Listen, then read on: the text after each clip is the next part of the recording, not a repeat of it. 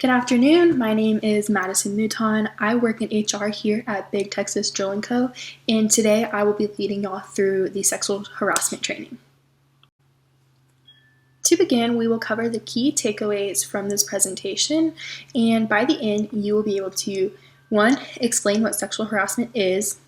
2. Describe our complaints procedure here at Big Texas Drilling Company. 3. Understand your responsibility as an employee under our company policy. And lastly, share why we prevent sexual harassment in our workplace. Here we can see some statistics that relate to sexual harassment. So first, on the left, 80% of American workers believe sexual harassment happens in most workplaces. So that's almost every company, employees believe that happens. But on the other hand, 90% of American workers believe it's not a problem at their workplace. So employees believe sexual harassment is an issue, but not necessarily at the company they are at. But here we see that 90% of harassment victims don't even file a claim. So, as you can tell, as a company, we cannot be blind to the problem at hand. Sexual harassment is something companies everywhere deal with, and we want you all to be aware of how prevalent of an issue sexual harassment really is, and that it really can be an issue at your workplace, not only just sexual harassment in most workplaces, but actually here at Big Texas Drilling Company. And also, as a company, we want you to feel comfortable as an employee, and we want you to be aware of the procedure on how to file a claim if something ever does happen to you, or if you were a witness to a situation.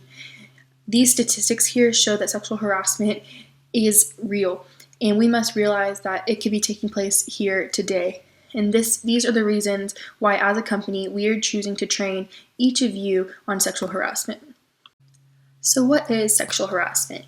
According to the EEOC, sexual harassment is unwelcome sexual advances, requests for sexual favors, and other verbal or physical conduct of a sexual nature constitute sexual harassment when this conduct explicitly or implicitly affects an individual's employment, unreasonably interferes with an individual's work performance, or creates an intimidating, hostile, or offensive work environment. And sexual harassment is a form of sex discrimination that violates Title VII of the Civil Rights Act of 1964. So in all, sexual harassment is illegal, and that is why we will not stand for it here at our company. So we just defined what sexual harassment is, and now we're going to talk about the two types of sexual harassment. And the first one is hostile work environment, and the second is quid pro quo. So first we'll go over hostile work environment. This is the type of sexual harassment that happens when there is frequent, unwanted sexual comments, advances, requests, or other similar conduct that the employee does not want. And so it's important to recognize that this is frequent and unwanted by the employee, and these comments are what make that uncomfortable work environment. Second, we have quid pro quo, and this is sexual harassment in which a boss tells an employee that he will base the decision, an employment decision, on if the employee fulfills that sexual demand. And so basically this is if you do this, then I will hire you. If you don't do blank, I will fire you. And so that's quid pro quo. And so these are the two types of sexual harassment. And so now we're going to go into some forms of it and some examples that you can look out for in our workplace. There are 3 different forms of sexual harassment, so we just talked about the types of them, and now we're talking about the forms, and that can be verbal, nonverbal, or physical.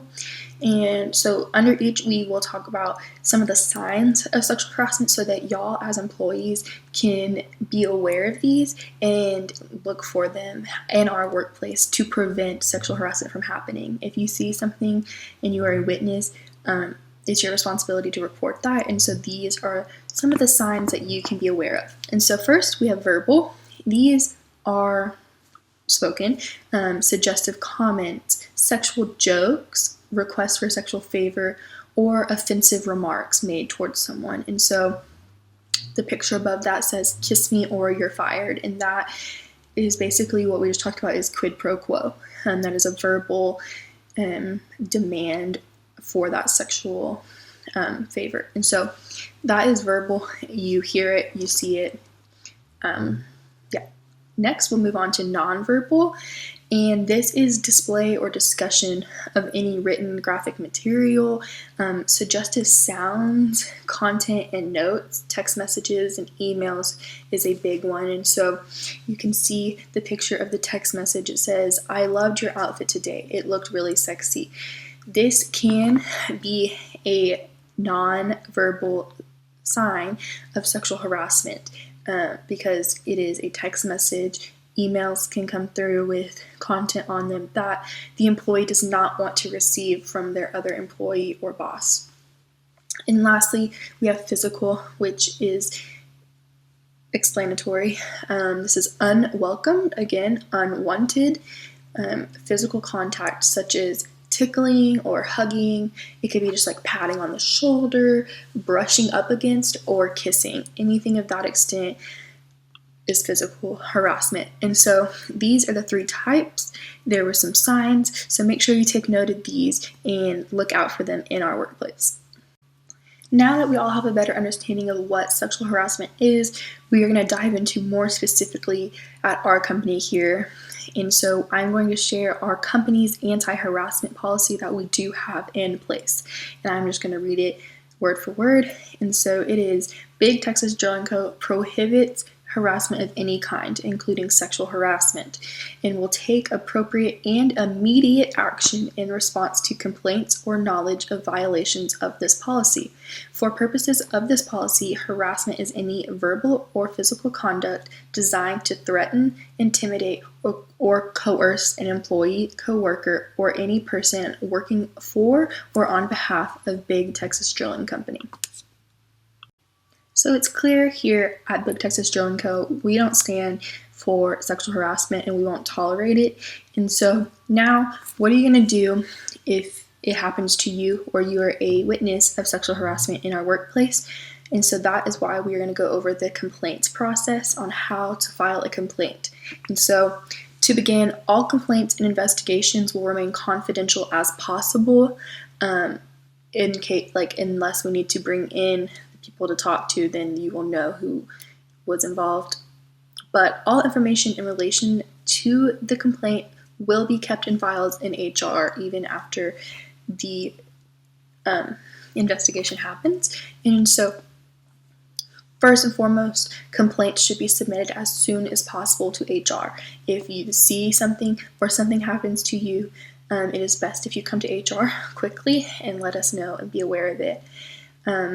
Then after this, complaints will be reviewed by senior management and HR together. They will take a look at it. Then the HR director will conduct an investigation. This will bring in the victim, the employee, to gain a better understanding of what happened, what took place in our workplace. Then the complainant, respondent, and witnesses will be interviewed. That's what I just said. That's what the investigation is. Then HR will write up and report their findings, what they found from the investigation, and what happened. And if it's necessary, disciplinary action will be taken after discussion between HR and management. So this could be potentially someone could be fired for what took place. So that is the complaints process. If you have more questions about specifics, you can always come to HR. So we want to make it clear on why this training is important, why are we even having it? And it comes down to this. As an organization, we want each of you, our employees, to be treated with respect and dignity. We don't stand for sexual harassment, and like it says, any form of sexual harassment will not be tolerated. And so, in addition, engaging in it, which we've talked about, but also not reporting it, sexual harassment violates our values as a company. And so this is why this training is important. We want you to be aware of sexual harassment. We want you to be able to prevent it.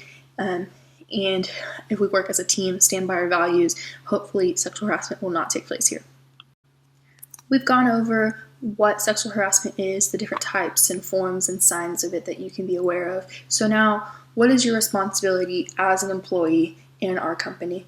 And it comes down to 3 points. First, speak up and report incidents of harassment. If you see something that you don't think looks right, come and tell HR so they can look into that situation. Second, learn to recognize the signs of harassment. So educate yourself, be aware of these, and look out into our company and observe. And then third, know our company's anti-harassment policy. Know that we do not stand for sexual harassment in our workplace. So the more you know, the more you educate yourself, we are hoping that this will prevent sexual harassment from happening. So you've completed the training of sexual harassment. In sum, we just want you to remember and take away from this is that sexual harassment is illegal. It affects everyone, not just companies out in the world, but ours here. Also, sexual harassment can weaken our company's reputation if we are not living up to our values. And lastly, it's not tolerated, and we will not stand for it. And so we are all educating ourselves, educating you all on sexual harassment so that we can stop it and prevent it from taking place in our company. And so we can only do this if we join together and have y'all committed to learning and preventing sexual harassment.